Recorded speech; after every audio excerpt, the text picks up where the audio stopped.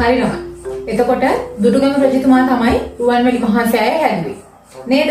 දැන් ඒක මතකයිනේ. මේ ඔය ඔතන මොකද වෙන කතාව? මම මේ ගිරිය කඩාගෙන කෑ ගහනවා.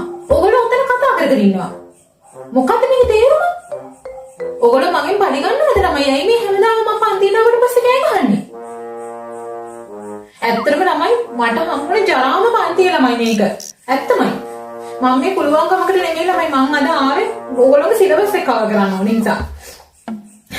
ඇත්තටම මට එපා වෙලා තියෙන ළමයි. ඕගොල්ලෝ මේ සබ්ජෙක්ට් එක උගන්වන්න වෙන ගුරුවරයෙක් හොයාගන්න ළමයි. හැමදාම පන්තියට ආවම මෙහෙමනේ. කවදාකවත් මේ ගුරුවරයෙකුට නිදහසේ උගන්වන්න දෙන්න බැරිද ඕගොල්ලොන්ට?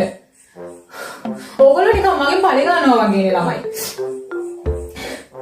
අදලා මං ඉවසන්නේ මං අද ඔෆිස් එකට ගිහිල්ලා අනිවාර්යෙන් ප්‍රින්සිපල් සර්ට කියනවා මේකට මොකක් හරි ක්‍රියාමාර්ගයක් ගන්න කියලා. මට හැමදාම මේක කරන්න බෑ ළමයි ඕගොල්ලොත් එක්ක. ඕගොල්ලෝ හැමදාම මෙහෙමනේ. පන්තියට ආව හැමදාම කෑ ගන්නවා. ඇත්තටම අන්තිමයි ළමයි ඕගොල්ලෝ. අන්තිමයි. මම යනවා ළමයි.